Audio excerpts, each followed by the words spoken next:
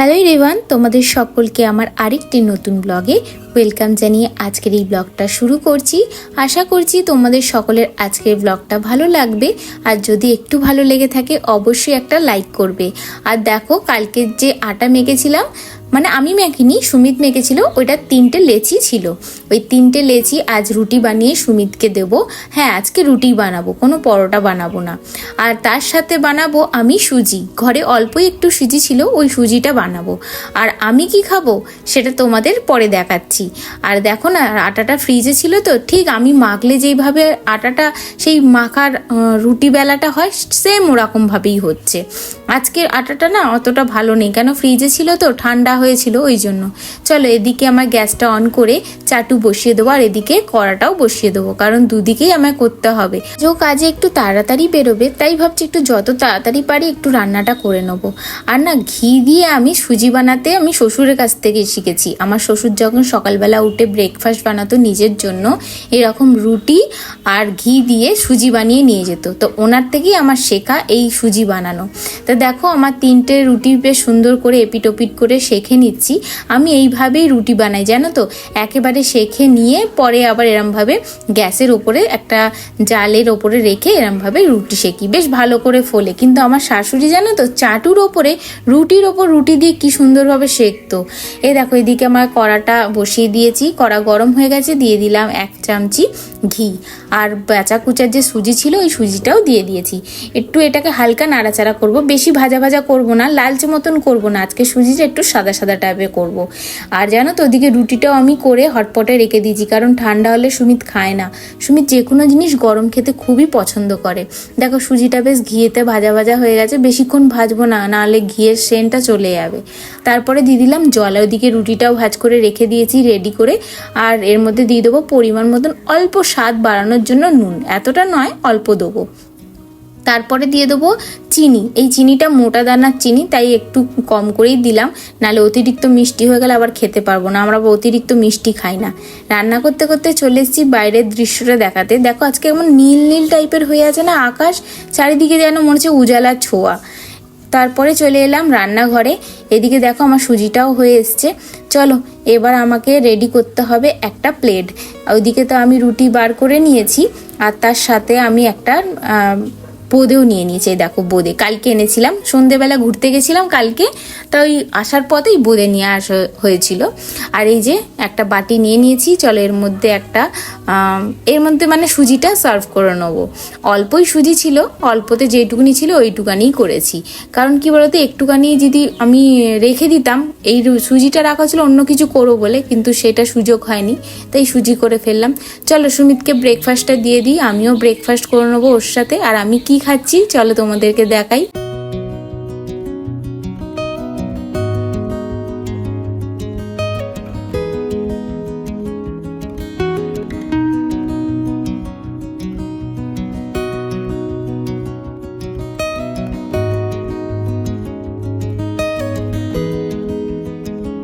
আমার ব্রেকফাস্টটা নিয়ে চলে এসেছি। দেখো, আমি খাবো বোঁদে, মুড়ি আর সুজি, এই হলো আমার আজকের ব্রেকফাস্ট।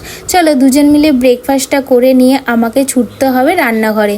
ও খাওয়া দাওয়া করে চলে গেছে অফিসে। আর এদিকে যে আমি কালকে টমেটো নিয়ে এসেছিলাম না, ওই বাজারগুলো না ধুয়ে ধুয়ে রাখছি, কারণ টমেটোর গায়ে লেগেছিল কাদা। আর এদিকে লাল শাকটাকেও সুন্দর করে ধুয়ে নিয়েছি, লাল শাক তো নয়, কাটোয়া শাক। আর এদিকে যে সকালে ব্রেকফাস্ট করেছিলাম ওই বাসনগুলো আমি একে একে করে মেজে নেবো। কি বলো তো, বেসিনটা ছোট তো, আর আমি কাচের জিনিস ব্যবহার করি, যেগুলো এগুলো ধুয়ে যদি না রাখা হয় পরবর্তীকালে বেসিনটা ভর্তি থাকা দেখতেও বিচ্ছিরি লাগে। ব্রেকফাস্ট করার পর ঘরের সমস্ত কাজ করার পর না আমি কিছুক্ষণ ধরে বসেছিলাম, তারপরে আবার চলে এসেছি রান্নাঘরে। এবার যেগুলো ধুয়ে মেজে রেখেছিলাম ওগুলোকে নিজের নিজের জায়গায় রাখবো, কারণ রান্না করার আগে আমাকে এগুলো যদি পরিষ্কার করে না রাখা হয় না, তেল ছিটিয়ে সমস্ত বাসন কোসন নোংরা হয়ে যায়। এদিকে আমি চালটা ধুয়ে জল ভিজিয়ে রেখে দেবো, কারণ এই চালটা না অনেকটা সময় লাগে হতে, তাই জন্য একটু জলে ভিজিয়ে রেখে দেবো। ততক্ষণে সকালে ব্রেকফাস্ট করেছিলাম, ওই গ্যাস ওভেনটাকেও পুছে নিলাম। দেখো, এবার বসিয়ে দিচ্ছি ভাত।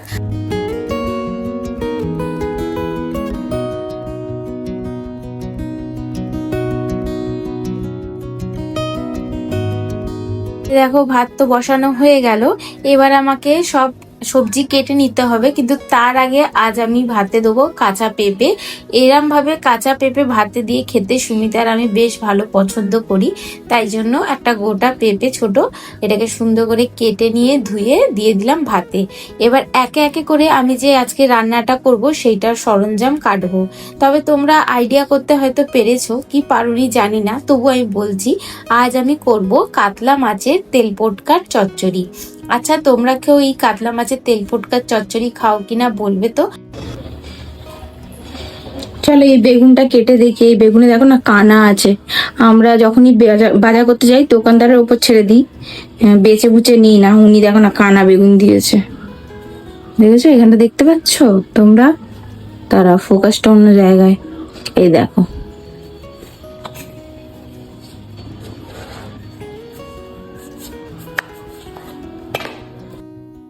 বেগুনটা অতটাও ভেতরে খারাপ নেই, বাকিটা আমি বেছে বেছে নিয়ে নেবো। চলো এবার সুন্দর করে এটাকে পোকা বার করে দিয়ে, মানে যেইটুকুনি পোকার হিস্সাটা আছে ওটা কেটে কুটে বেছে যতটা নেওয়া যায় নিয়ে নেবো, কারণ বেগুনের অনেক দাম গো। বেগুন ফেললে হবে না, এই একটা বেগুনও হবে না, তাই জন্য আর একটা ছোট বেগুন নিয়ে নিলাম। আর বেগুনটাকে ধুয়ে নেবো এদিকে, আর এদিকে উচ্ছেটাকেও কেটে নেবো। উচ্ছেতেও পোকা হয় জানো তো। কয়দিন আগে আমি একটা উচ্ছে কেটেছিলাম, ভেতরে পোকা ব্যাল ব্যাল করছিল, দেখে আমার গাটা শিখে উঠেছে। যাই হোক, উচ্ছেগুলো খুবই সুন্দর করে কেটে নিয়েছি। আলু ছাড়ানো হয়ে গেছে, আলুটাকেও কাটবো, কিন্তু আমাকে তার আগে সবজিগুলো কেটে না সুন্দর করে জল দিয়ে ধুয়ে নিতে হবে। না হলে কি বলতো, আলুটা আবার লালচে টাইপের হয়ে গেলে না তরকারিটা কেমন দেখতে লাগবে। আর এমনিতে তেল পটকার তরকারি তো একটু কালো কালো টাইপের হয়, কারণ মাছের তেলটা একটু ভাজতে হয়, এটা ওই কারণেই। তা চলো এই উচ্ছের যে দানাগুলো আছে সমস্ত দানাগুলো বার করে নিই, কারণ সুমিতার আমি দুজনেই উচ্ছের দানা খেতে একদম পছন্দ করি না, তাই জন্য উচ্ছের দানাগুলো বার করে নিতে হবে একে একে। যে সবজিগুলো আমি কেটেছি সেগুলো একে একে করে সুন্দর করে ধুয়ে নিয়ে জল ঝরতে দিয়ে দেবো, কারণ কড়ার মধ্যে তেল থাকলে ওই সবজির জল সময় যদি কড়াতে দেওয়া হয় না, অর্ধেক কড়ার তেল বাইরে বেরিয়ে যাবে, আর তার সাথে একটা ছিটা আসে, সেটা হাত ফাত পুড়ে যাওয়ারও রিস্ক আছে। সেই জন্য আমাকে সবজিগুলো সুন্দর করে কেটে ধুয়ে জল ঝরতে রেখে দিতে হবে। আর হ্যাঁ, কড়াটা আমি ওদিকে বসিয়ে দিয়েছি, কিন্তু গ্যাসটা অন করিনি। গ্যাসটা অন করব, অন করে তারপর সর্ষের তেল অল্প একটু দেবো, কারণ মাছের তেল দিয়ে করবো তো, বেশি সর্ষের তেল দেবো না। তা অল্প দেখো একটু তেল দিলাম। আর তারপরে জানো তো মাছের তেলটা এতটাই ভালো, এই তেলটা দেওয়ার পর আরো অনেকটা তেল হয়ে গেছে। দেখো নুন হলুদ দিয়ে দিয়েছি, এবার হালকা করে হাতে মাখিয়ে নিয়ে কড়ার মধ্যে দিয়ে দেবো। মাছের তেলটা একটু ভাজা ভাজা করে নেবো, এই আর কি। চাপা দিয়ে দিতে হবে।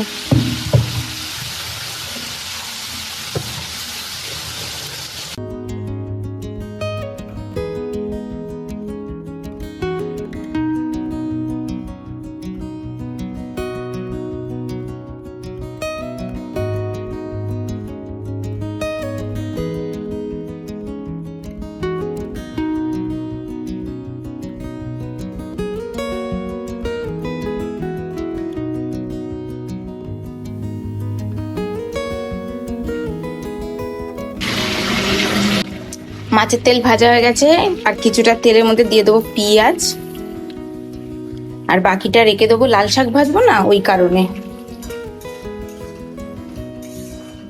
গরম ভাতে এরকম কাতলা মাছের তেল কে মেখে খেতে ভালোবাসো কমেন্টে বলো তো। আমার কিন্তু বেশ ভালো লাগে।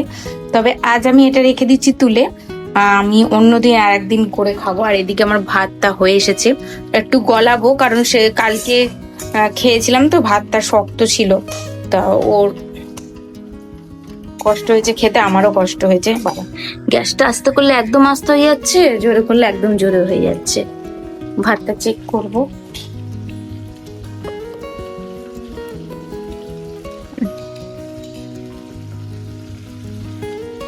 হয়ে গেছে, তবে বন্ধ করে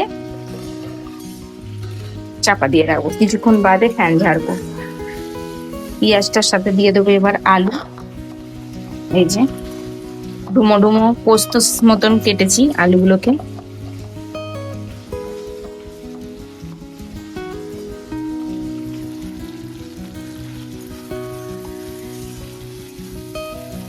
কার কার ভালো লাগে মাছের তেল দিয়ে উচ্ছে বেগুন আলু দিয়ে চচ্চড়ি?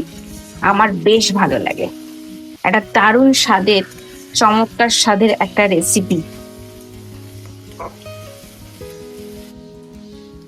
দিয়ে দেবো উচ্ছে,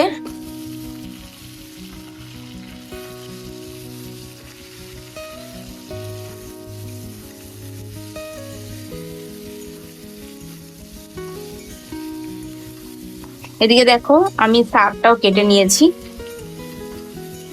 এবার উচ্ছে আলু কিছুক্ষণ ভাজবো।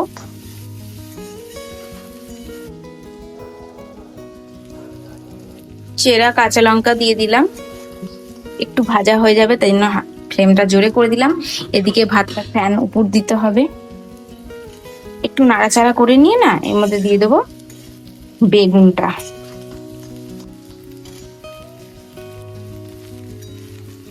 এবার এটা একটু হালকা ভাজা ভাজা হয়ে গেলে আদা রসুন লঙ্কা গুঁড়ো যেটা কালার হয় না ওইটা, তার পরিমাণ মতো নুন হলুদ আর ভাজা মশলা দিয়ে দেবো, দিয়ে কষবো। তারপর কষতে কষতে এটা এখন কতটা দেখা যাচ্ছে তোমরা তো জানো, কমে যাবে কষতে কষতে। দিয়ে দিলাম রসুন, দিয়ে দিলাম আদা, ওদিকে সব মশলা কড়াতে দিয়ে দিয়েছি। আর এই দিয়ে দিলাম নুন, নুনটা পরে লাগলে আবার দেবো। এ দেখো লঙ্কা গুঁড়ো ভাজা মশলা হলুদ গুঁড়ো আদা রসুন পেস্ট আর নুন সমস্তটা দিয়ে এবার কষবো হালকা হালকা জল দিয়ে, যাতে না মশলাটা পুড়ে যায় সেই রকম ভাবে।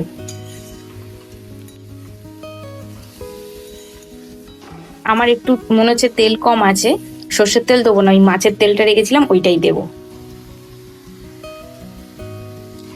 আমরা ডাইরেক্ট ট্যাপের জলই ইউজ করি, ট্যাপের জল ভালো, এখানকার ট্যাপের জলটা অনেকটাই সতেজ। এ দেখো মাছের তেল দিয়ে দিয়েছি, হ্যাঁ কালো কালো তো সব কিছুই বুঝতে পারছো না।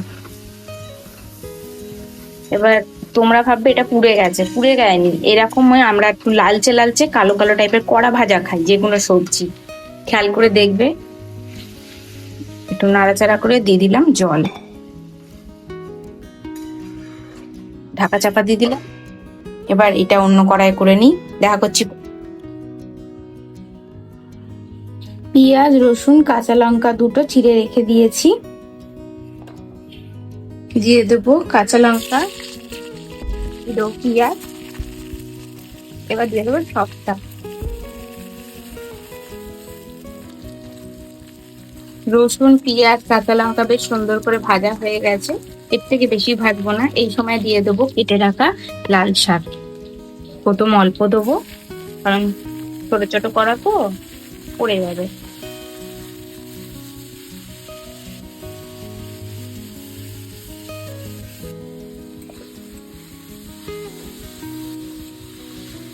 আগেকার লাল শাক গুলো দারুণ ছিল, এখনকার লাল শাকে ভাত মাখালে ভাতটা লাল হয় না।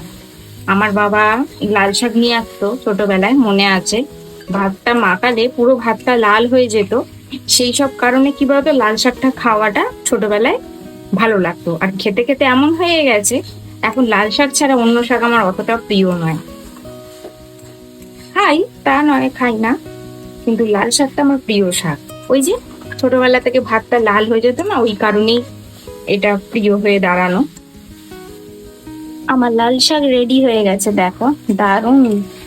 এর উপর দিয়ে পোস্ত ছড়িয়ে দিলে দারুণ লাগে, পোস্ত পিস্তা বাদাম, কিন্তু আজ আমি নর্মাল করবো।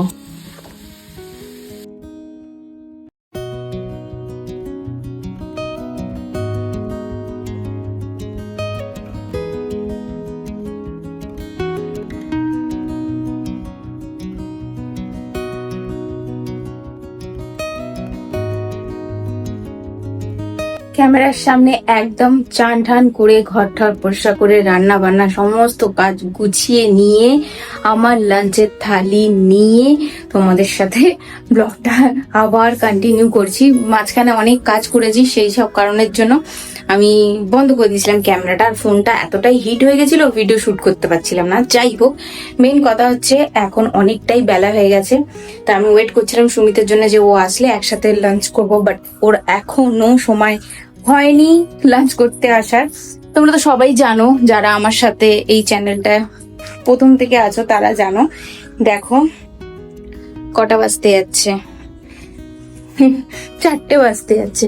এখন আমি যাচ্ছি আমার লাঞ্চ করতে। তো চলো লাঞ্চটা সেরে নিই। ওকে আমি একটা মেসেজ ড্রপ করে রাখলাম যে আমি লাঞ্চ করে নেবো, তো ও কোনো রিপ্লাই দেয়নি। আর আমার খুব খিদে পেয়েছে, আর থাকতে পারছি না। আর মাছের তেলটা একটুখানি নিয়েছি, গরম ভাতে খাবো, দারুণ লাগবে। আর দেখো খুবই সুন্দর রোদ্দুর উঠেছে বাইরে আজকে। সকালবেলা দেখালাম আকাশটা কেমন ছিল, এখন কেমন হয়ে গেছে। আর এদিকে আমার গাছগুলো বেশ সুন্দর হয়েছে। কালকে মিষ্টি নিয়ে এসেছিল, তা ওই মিষ্টির খুলিটা রেখে দিয়েছি, এর মধ্যে একটা গাছ বসিয়ে দেবো, জঙ্গল বানাবো। যাই হোক, আকাশটা দেখো বাইরের কি সুন্দর দেখতে পাচ্ছ। দাঁড়ো বাইরে নিয়ে যাই।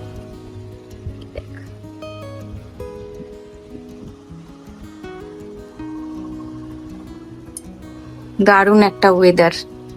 চলো লাঞ্চটা করে নিই, আর বেশিক্ষণ ওয়েট করবো না। পাখাটা চালাই, গরম লাগছে কিন্তু প্রচুর। ক্যামেরাটা ঘোলা ঘোলা লাগছে কেন কি জানি, এদিক করলে ঠিক লাগছে তো। হ্যাঁ হ্যাঁ, চলো খেয়ে নি। হ্যাঁ হ্যাঁ, ফুচকা না বসেনি, পুরনো ফুচকা কাকুটাই আছে। ফুচকা খেতে এসেছিলাম না, ফুচকায় কাকু অন্য, এটা কাকি আছে। কাকি। হ্যাঁ হ্যাঁ। ও না, আমার বসেন, তোমার বসেন। কে কে চেনো এই জায়গাটা বলতে পারবে? कौन कौन पहचानता है? बाप रे बाप। তাহলে ওই লাইটের দোকানেই চলো, কি করবে। আমরা একটুখানি বেরিয়েছি যাযাবরের মতন এদিক ওদিক ভটকাতে। সন্ধ্যেবেলার সময় একটুখানি এদিক ওদিক ভটকাতে ভালো লাগে। আলো দেখা যায়, রোদ্দুরে সকালে বেরোনো যায় না। হ্যাঁ, রোদে এত কলকাতায় রোদ্দুর আর গরম না, সকালে বেরোনো যায় না। এই সন্ধ্যেবেলাটা একটুখানি বেরোতে ভালো লাগে। আমি তো বেরোই না যতক্ষণ না আমার একদম দরকার পড়ছে বেশি অতিরিক্ত, ততক্ষণ বেরোই না। ওই অটোতে যে ছেলেটা গেল, কিভাবে আমাকে দেখছিল, বড় বড় ড্যাবা ড্যাবা চোখ ভিডিও করে। করছো না? হ্যাঁ হ্যাঁ, ভিডিও করছি বলে তাই চাই। কানের ফুটোটা ছোট হয়ে গেছে বাঁ দিকে। তাই হ্যাঁ, ফুচকা খাওয়ার নেশা উঠেছে। আর কত দূরে এসেছি জানো ফুচকা খেতে, অনেক দূর। আমার জায়গাটার নাম জানা নেই। আর এত সুন্দর দাদাটা ফুচকা বানিয়েছে, আমি তো 20 টাকার ফুচকা খেয়ে নিয়েছি। আমি 20 টাকার বেশি আবার খেতে পারি না, পেট পুরো ভর্তি হয়ে যায়। তা ফুচকাটা দারুণ স্বাদ ছিল। নেক্সট টাইম আমি আবার এসে এখানে খাবো। বেশ সুন্দর লেগেছে সুমিতেরও আমারও। সুমিত আমার থেকে ভালো বেশি ফুচকা খেতে পারে, আমার থেকেও বেশি।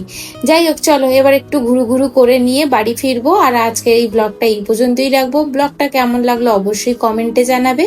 ভালো লাগলে একটা লাইক করে সাবস্ক্রাইব করে পাশে থাকবে। তোমাদের সাথে আমি দেখা করছি আমার নেক্সট ব্লগে। আজকের মতন টাটা।